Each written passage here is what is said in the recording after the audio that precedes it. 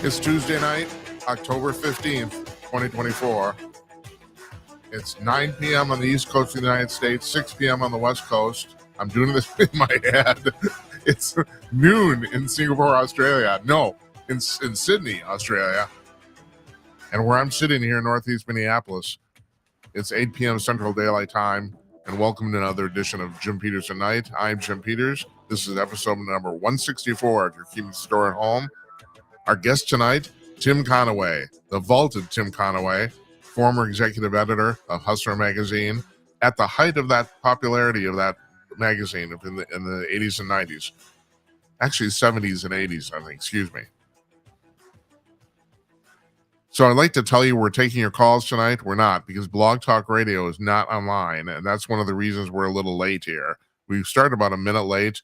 I don't like to do that sort of thing. You know, we're starting at a new time, too. If you've never seen or listened to the show before, it's we used to do it at 11 p.m. Eastern. Now we're doing it at 9 p.m. Eastern. And also, there's nothing to listen to tonight because we're on our only audio-only source. Blog Talk Radio is offline. So we can't broadcast there. So we're on Rumble and YouTube and a bunch of other places. And now you get to see a really bad video of me. Hi, how you doing? I'm waving at the camera. Because this used to be a television show and now it isn't anymore. Now it's a radio show. So we're doing this. We used to do this from a studio, and now we're doing it from my office. But that said, we bought a whole bunch of new gear, and I'm getting used to it. It's just all stuff we put together. So, at any rate, that's our story here. Tim will be joining us in just a moment. Tomorrow night, we have the dynamic duo, Jennifer Oliver O'Connell from RedState.com and AsTheWorldTurns.com, and Jeff Meyer, the CEO and publisher of Conk.com. And also, Conk is our sponsor. And I said last night that we would have commercials tonight. Don't have them yet. Sorry. We will have them tomorrow. I promise for sure. We'll have commercials tomorrow. So unfortunately, we're going to do this interview with Tim. And after that, usually I would take your phone calls. I'm not tonight. So we're going to put Tim on in a short order. And short orders right now. Tim Conaway, are you there? I am here. I'm just enjoying my frangipane. What? Oh, what? It's a kind of a dessert, custardy dessert thing, and tastes pretty good. So you like the dessert things, huh? Oh yeah, oh yeah. Well, I like the dessert things because before the dessert you have all the entree sort of things. So, and I like to eat. yeah. Okay, very good. All right. So did you get the email I sent you about 2-3 hours ago? Did you get that? I have been busy today. I've been building a pull tab booth for our Lions Club, and so the one about from Breitbart, the thing about Stanley Kubrick's daughter. Yeah. That's okay. Yeah. Oh, no. Okay. I did get that. I sent you two. Now you remind me, I sent you that one, and then a couple hours later, I sent you another one. The other one I sent you about is about the fact that the Victoria's Secret fashion show was on tonight, but not on TV. They live streamed it on Amazon Prime, and I watched it. Oh. So, and the reason I'm asking you about this is all right, you were the editor of Hustler magazine. So, do you have a definition of porn for me? I'm actually serious about this. Do you? Well, no. That was a Supreme Court ruling back in the early 70s. One of the Supreme Court justices said, I can't define pornography, but I know what it is when I see it. Right. Was Larry Flint involved in that ruling or not? That was before the magazine came alive. Okay. So there is no strict definition, legal or otherwise, of what is porn. I mean, if women parading around in their underwear turns you on, then you could say that's porn. It doesn't matter, what somebody's personal preference is. Well, Tim, let me ask you, and I'm not trying to put you on the spot here. This is a legitimate question. When you were at Hustler in the 70s and 80s, or it was the 80s and 90s, right? Well, yeah, it was sort of mid 70s and then mid 70s to around 80, and then again 84 or something to the mid 90s. Yeah. And you basically you helmed this at the height of its popularity. I'm not exaggerating there, am I? Well, I was one of the guys who did that. I mean, the Hustler really took off. Larry published pictures of Jackie Kennedy Onassis nude, frolicking around nude on the beach of the private island that Onassis owned, and got a lot of publicity, and a lot of people picked up the magazine. So from then until um, it kind of waned a little bit in the mid 80s, and then it picked up again and went strong after that. I don't know what happened after the mid 90s, but so yeah, but I was part of it from uh, about a year and a half after it started, up to most of that period. Yeah, and you were the executive editor, right? I mean, you were the man, right? Except for Larry, of course. Well, yeah, up until up in the from the uh, early mid 80s up until the mid 90s. Yeah, I was in charge of the day to day. Okay, so here's my question: did you guys consider what you were doing at Hustler Porn? Well, yeah. I mean, that's what we were tagged with, and nobody was ashamed Arguing of with it or it? embarrassed. It's like people said, "Oh, the term the politically correct term at the time was adult entertainment," but uh, you know, uh, we didn't care if people wanted to call it porn, then that's fine. We didn't have a negative connotation of that term. And we weren't just doing the nude pictures or the pictures of nude women, um, and some of the other features of the magazine, but we were doing some investigative journalism and some other uh, kind of unusual stuff in between the pictures. Yeah, that's really So interesting. Both you, Hustler and Playboy, had a reputation at that time for doing some very serious investigative journalism, which a lot of people think was kind of counter to the brand, but in both instances, it kind of fit in. Well, yeah, because we didn't have any advertisers to cater to. I mean, Playboy had advertisers, but they weren't going to turn away from the million copies sold every month. Same with us. We had millions of copies being sold, but uh, we didn't really seek out advertisers because uh, they basically snubbed the magazine early on when it approached the advertisers, like cigarette advertising and automobile and these other kind of things, and they turned their nose up at the magazine. And so Larry said, "Well, fuck you. We don't need your advertising dollars, and if we don't want you trying to shape what we do." Well, you just hold it. So You just alluded to an interesting question that I've never asked you. There was this at the height. What was your circulation? it was around 3.5 million a month, as I recall. Well, but Tim, that isn't any less than what Playboy was doing, was it? No, it was about the same.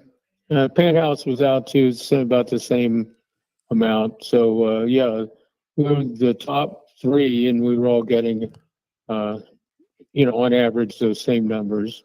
And so were the advertisers afraid because like Playboy was like quote unquote classy porn and you weren't? Was that the difference? Well, yeah, that was some of it. Larry was the first of the ones to show the vagina, open. spread, not, and Playboy and Penthouse would show full frontal nudity, but they, didn't show the vagina. And Hustler, the girls were sitting there with their legs spread for their photo shoots. So that was considered, over the line by whoever was drawing lines. And but then there were other things, Larry was very vocal politically, and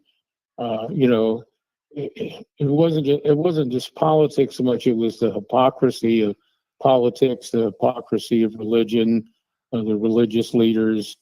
And so there were features like Asshole of the Month, where somebody, all the vitriol we could muster against some pompous shitbag, and Larry's editorial, his publisher statements, would really dig into somebody. And so, there wasn't anything that we wouldn't cover or wouldn't take on.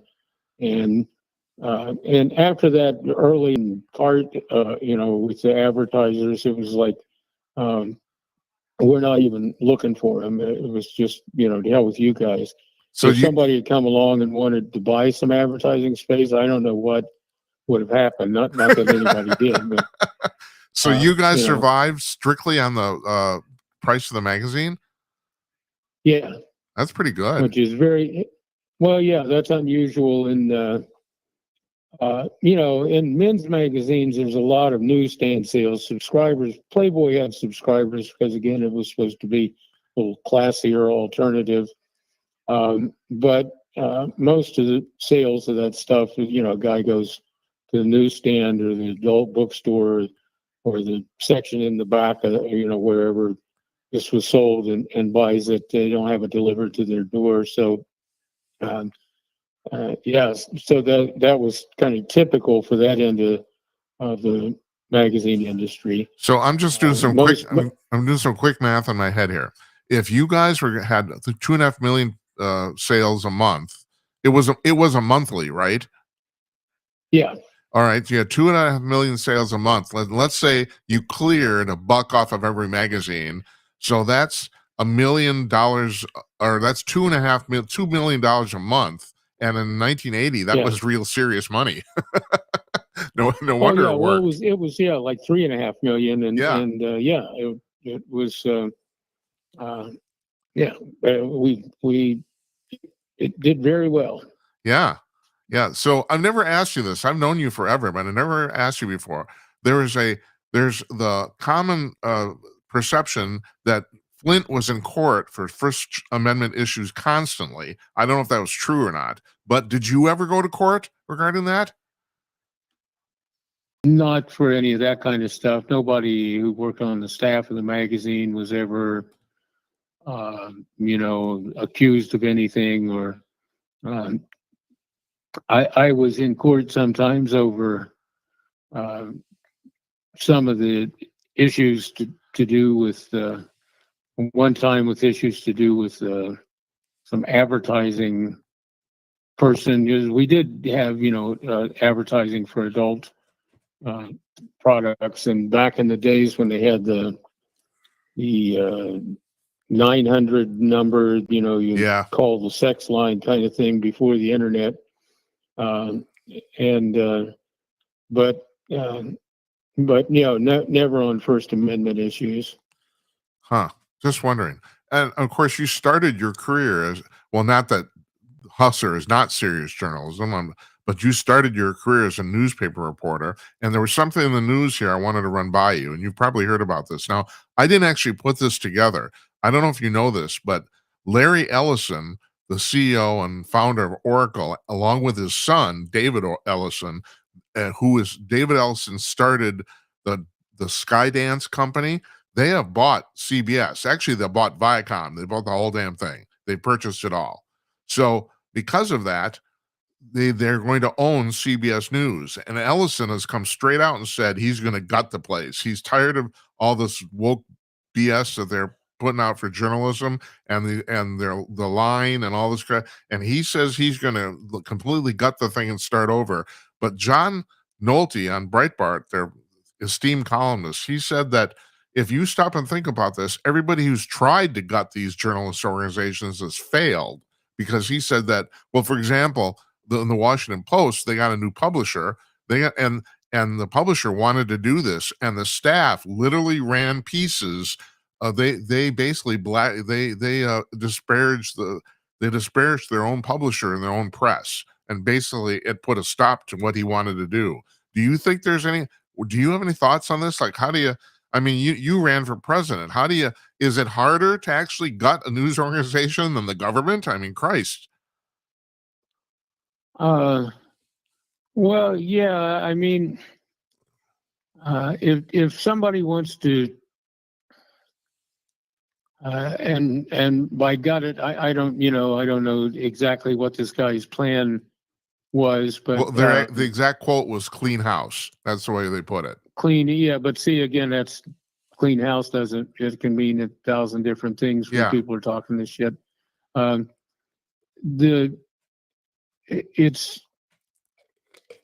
It's tough to go in and say we're not going to do this kind of journalism anymore, whatever that is, and you set up your own kind of journalism when you've already got people there doing it a certain way and feeling like they have, some obligation to the First Amendment. I think modern journalists aren't very good at their job, but that doesn't mean they aren't serious about their commitment to, to doing the news the right way. They just haven't been guided, I think, into what the right way is. So, if you're you'd have to get rid of everybody and bring in a whole new crew of people to do it the other way. And in the meantime, you're kind of left, well, it's unstable, so advertisers are reluctant to participate at that level.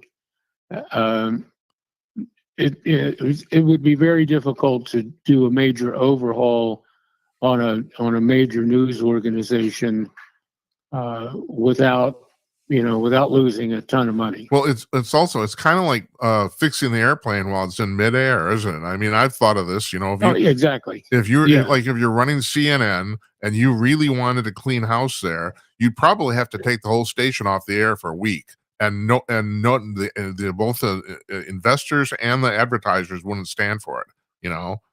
I mean, you would lose all of that. Just these people can't stand to be off the air for a minute.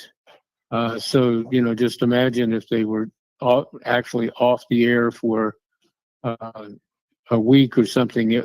People would forget that they existed. Yeah, I know, it's really tough. I know. I was reading this and I thought, well, he's got a point. It's like, how do you actually do this? And it's like, well, because if you do it piecemeal, it's not going to really work. You could fire a few people at a time and then replace them, and a few more people and replace them, and then, like you said, too, maybe it's not fair. I don't know. Yeah, well, you would need to know ahead of time who you were going to bring in, where you were going to get them from, all kinds of things. Now, one thing that you could do is just because CBS is not just news. If it was, CNN or Fox News or something like that, you just couldn't do it. Yeah. But if you could just stop running the news, stop having news segments, and just stick with sports and dramas and you've got a point there, and that kind of stuff. I never thought of that. That would actually work. And also because CBS News, their news division of the three major networks is rated third in ratings. I mean, God, who would actually miss it? It's like, yeah. So that would be one way to do it, but just replacing it. and then trying to come back with it later on. By that point, the people who really want to watch the news, whatever they think that might be, are have already moved on someplace else. They're not coming to you for news anymore if you've stopped doing it. But it's that seems feasible to me. I don't see any other way to get rid of the kind of news that we get without doing something like that. Yeah. Now, this other article I sent you today about Kubrick's daughter and Full Metal Jacket. Now, believe it or not, I have this in my show notes, and I know I sent this to you, but I can't remember what my point was. Do you know? Well, I didn't. I didn't. I thought you were just kind of letting me know. It's this Kubrick's the things this Kubrick's daughter is saying it's okay for Trump to use material from the movie Full Metal Jacket about making his point, although I don't know what point it was he was supposed to be making with this stuff. Full Metal Jacket so was. You haven't seen the commercial. It's basically he did a long extended commercial. I don't think they're running on television, but it's running online. So he used the scenes of what's the name, Lee Elmer from R. Lee Ermey. Yeah, Ermey, right. Excuse me. Thank you. From Full Metal Jacket, along just opposed with scenes from the current gender identification military and stuff like that. That's what he ran, and it's very effective. I mean, it's like it's night and day.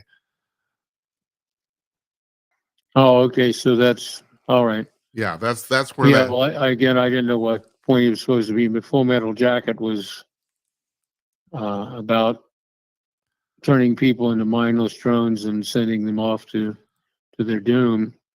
It was not, it was, the message wasn't necessarily that. Now it was subtle in there. I got to be honest with you. Wasn't. Go ahead.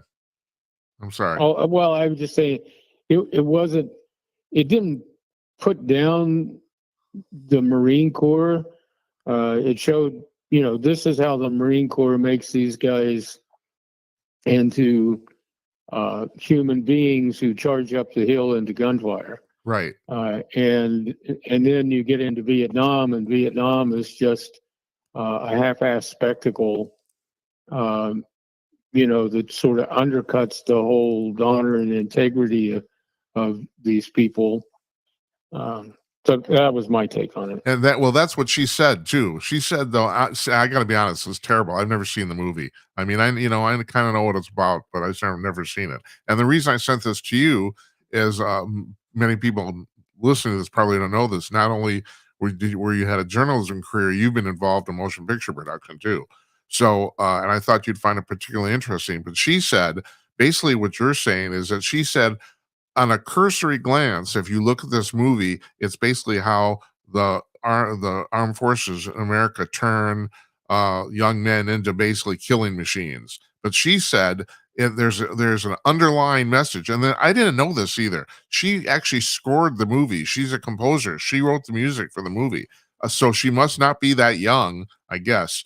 But she said the real message is the fact that you need a strong military to defend freedom. That's what, so I don't know if that's true. Like I said, I haven't seen the movie, but that's what she said. So I guess she's you're kind of agreeing with her, I guess.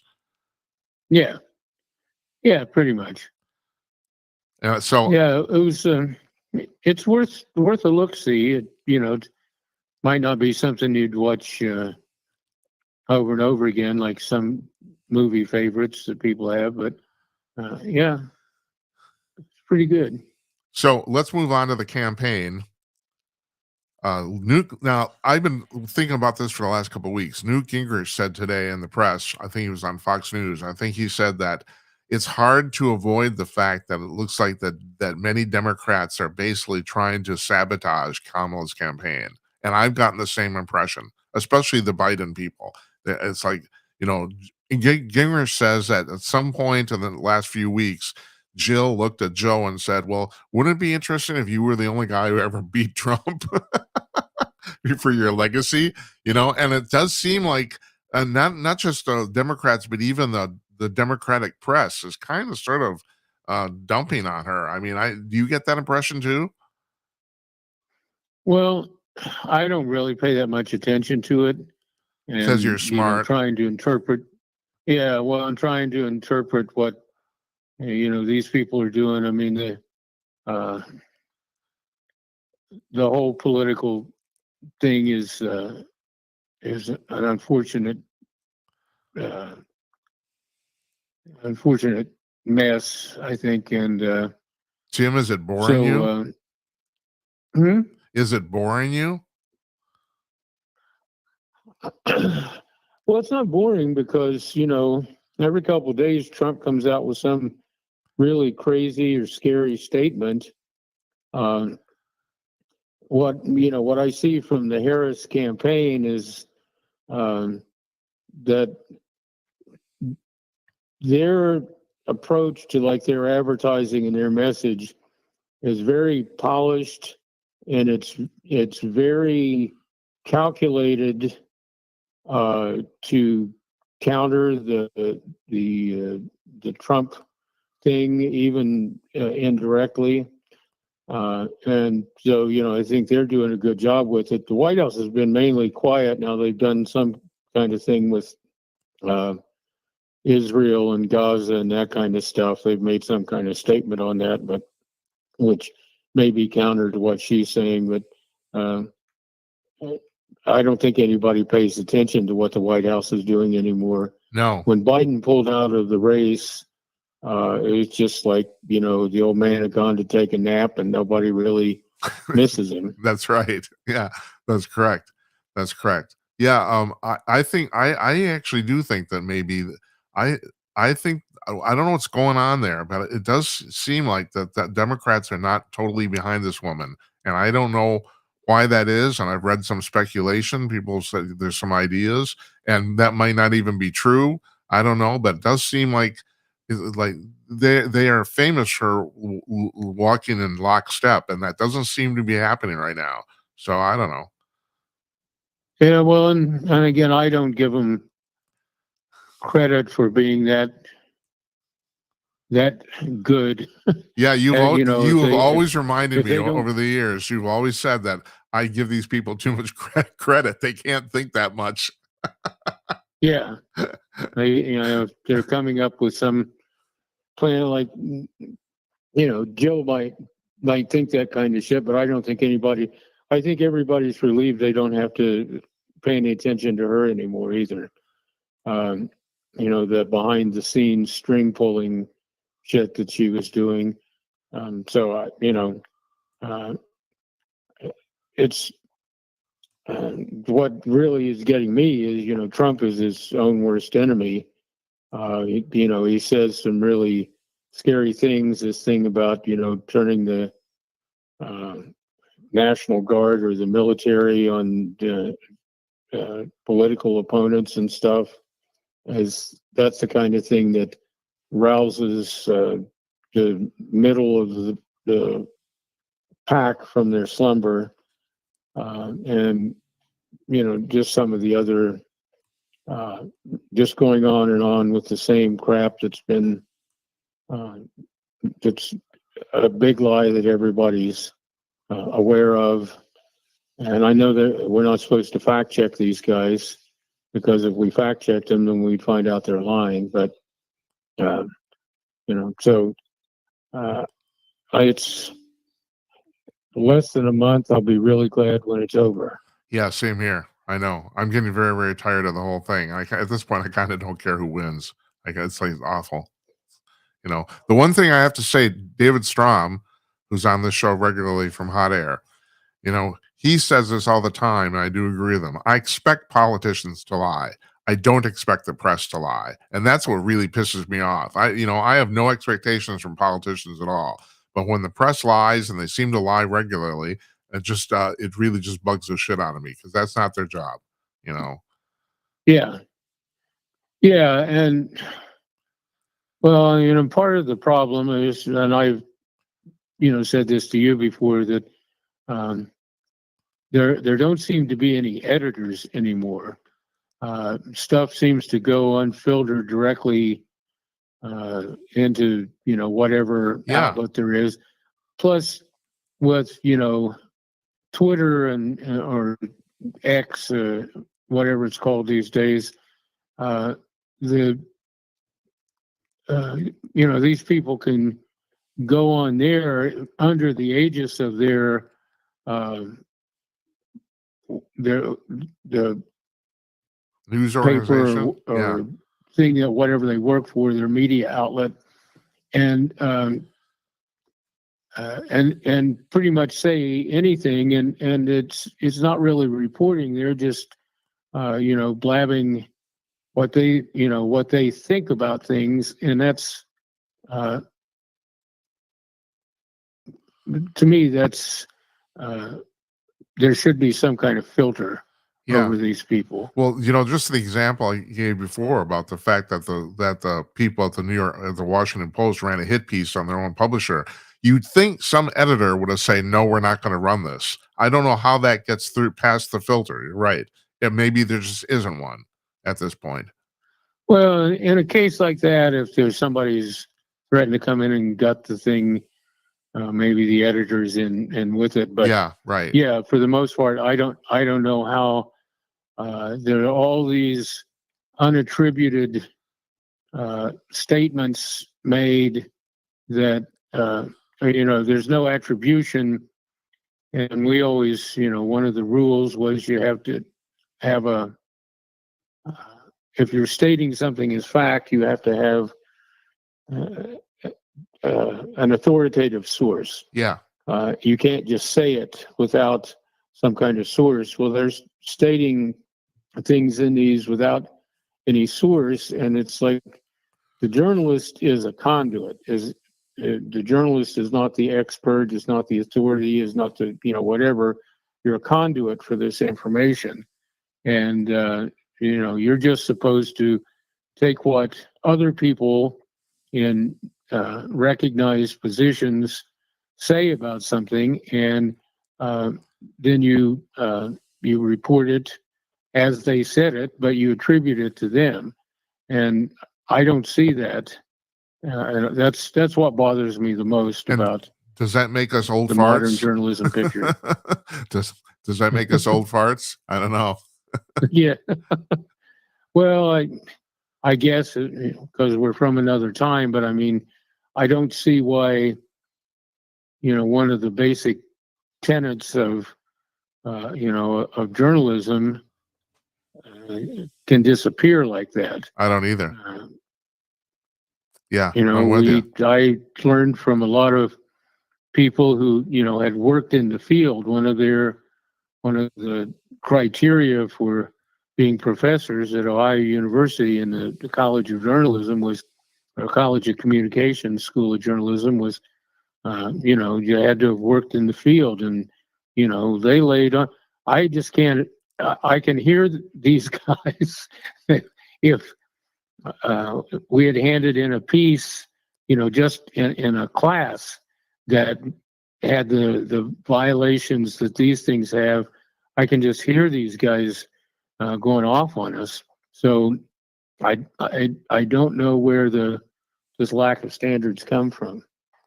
Yeah, I don't either. Well, it's a discussion for another time, but it might come from current colleges. I don't really know. I do know that Queers for Palestine, yay. Yeah. Still the funniest thing I've heard in that- 20 years. Well, I did want to bring up something tonight that this is maybe a local problem. I don't know for sure, but um, maybe not, and maybe other places.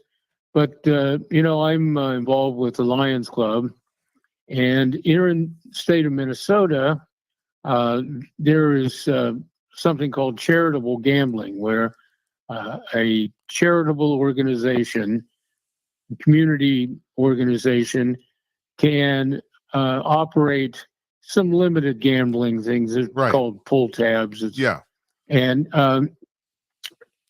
this might be in other states, but what's happening here is, a while back, the Native Americans in Minnesota got a compact with the state government for to run casinos, and so in this modern digital age, we've had a development in which the pull tab format, and a pull tab is a piece of cardboard basically that's got these little tabs that you pull them off, and if you get three in a row or whatever, just kind of like slots, you you win some money, and so there's an electronic version that they came out with, and at first it was pretty much just like the pull tabs themselves, and then the makers of them made it a little bit more interesting, but it's still basically the in terms of what's going on, it's kind of the same thing.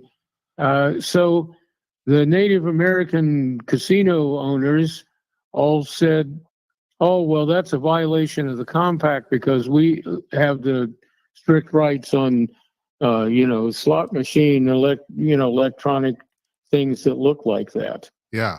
And so they're threatening to pull us back. Now we can pull back to the basic E-tab, electronic tab kind of thing, which is not very exciting. But there are a couple of things. These electronic pull tabs are much more popular with people, and we end up making a lot more money because we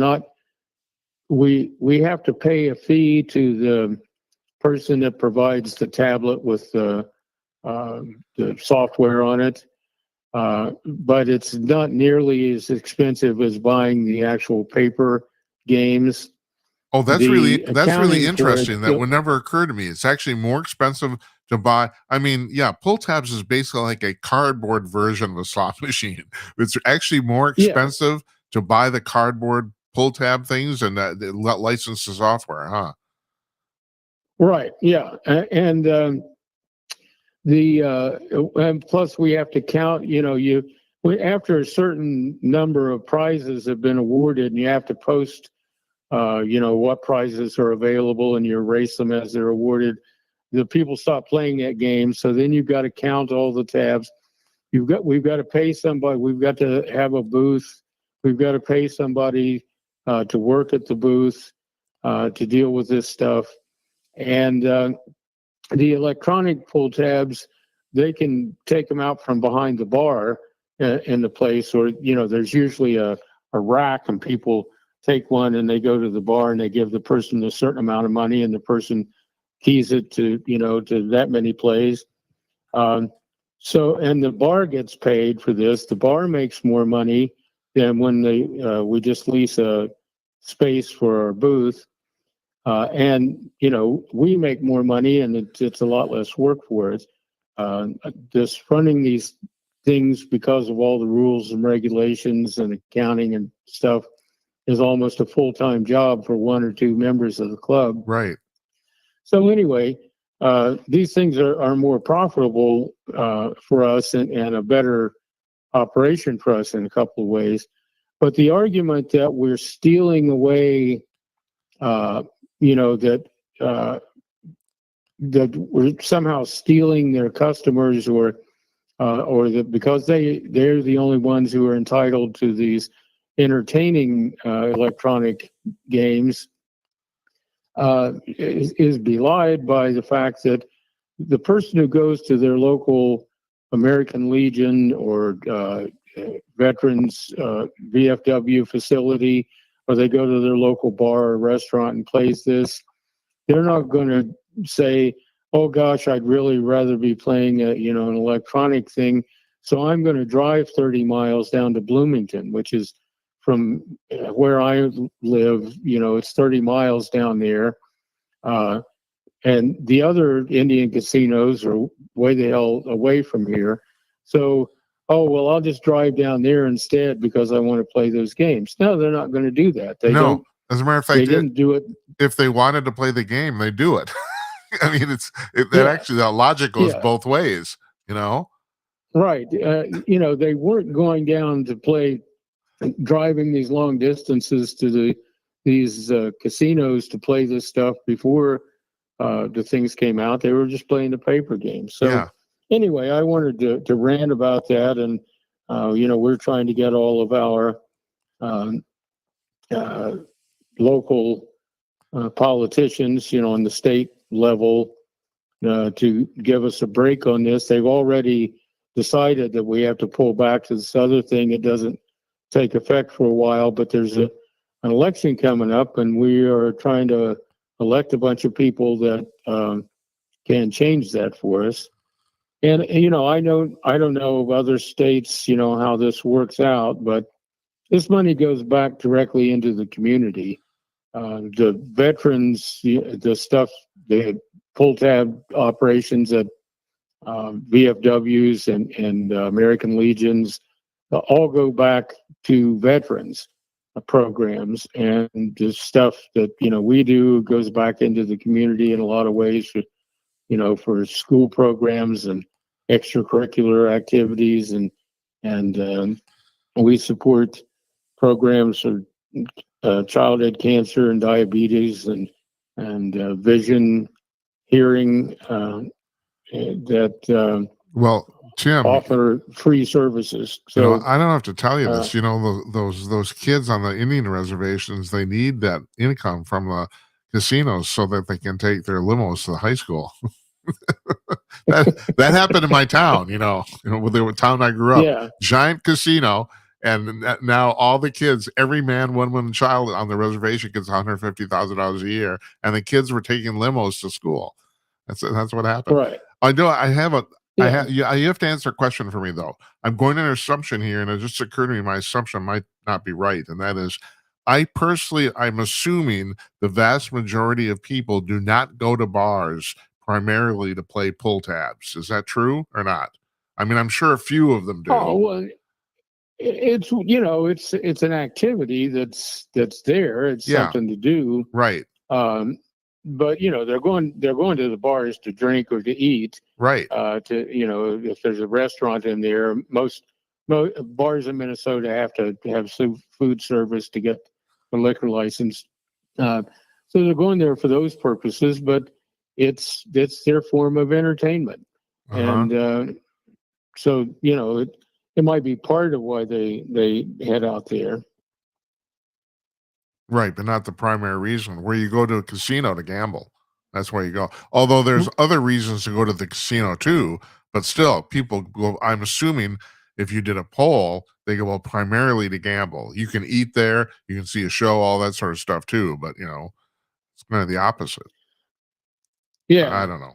Yeah, well, and but I think there are 18 tribal casinos in the state, and there's only the one. It's down in Shakopee that is close to the Twin Cities, and then you got to drive quite a ways to get to any of the other ones. Right.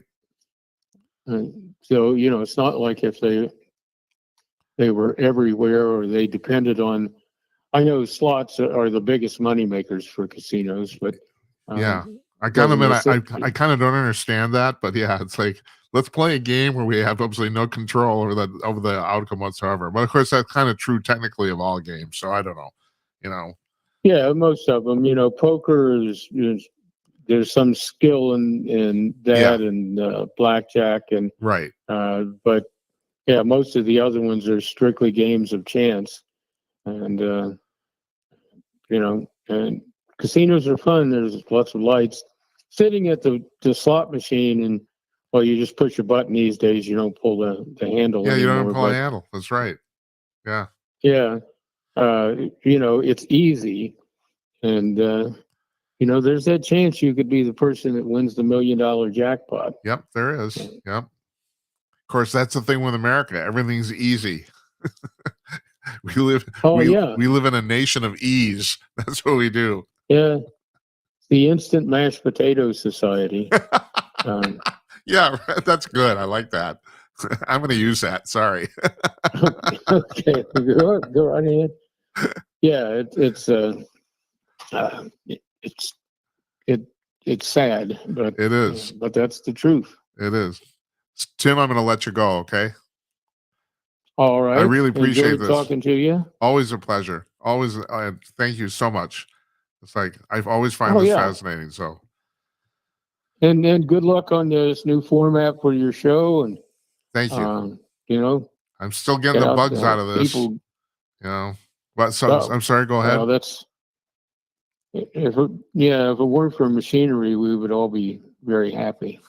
Yeah, it'd be less ease. Yeah.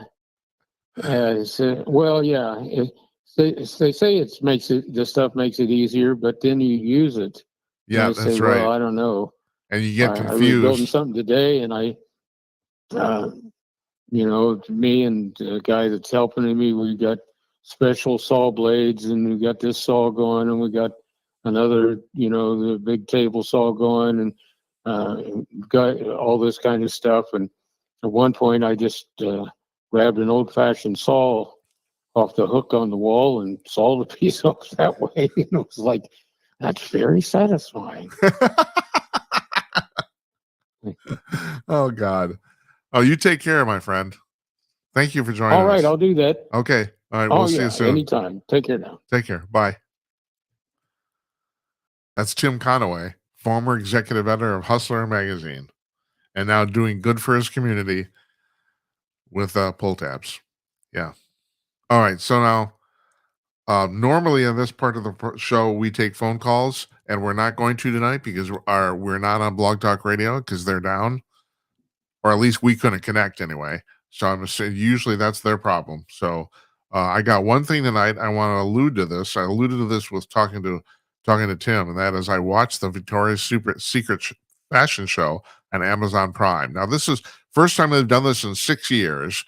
They got so much crap about it in around 2020 that they decided they got out because they're saying, "Oh, this is terrible. You're showing porn on TV." Well, they solved that problem. It's not on network television anymore. It used to be on CBS. Tonight it was on Amazon Prime Video. They ran as a live stream. But this is the really interesting thing about this. I have to say they kind of made this pay off. Now, I wasn't aware of this. There's a sub channel on Amazon Prime, which I watch all the time. They're great. They have great documentaries there. You usually have to pay a couple bucks to see them, but I do that. There's a sub channel on Amazon Prime called Live. It's Amazon Live. So they ran this in both places. They both ran it regular on the Prime TV channel and on the Live channel. Excuse me. I didn't bother to watch this on the Live channel. I watched it on the Prime channel, but I found out that if you watched it on the Live channel, which is set up primarily for shopping shows, that's what they show there. They show shopping shows on Amazon Live, mostly Amazon stuff, of course, that you could order from Amazon every single thing that the models are wearing. I don't know how they did it on the screen. I didn't see it, but apparently that's the way it works. So Amazon had a vested interest to run this show because not only, I'm sure they paid a good deal for it too. I'm sure they did. And Cher was there. And I'm also, I know a lot about broadcasting, but I don't want to know about this one-off situation. I wonder how much they paid Cher. Cher didn't really sing. She lip synced. Who cares? It's like she's Cher and we all love her. She's, 3 of her hits. There you go, all in a row in a medley. I'm figuring what do they probably pay her about $500,000, I figure, to show up and lip sync, And what is she, 73 or something like that? I mean, I'm assuming at this point her voice is shot, I'm assuming that, but who knows?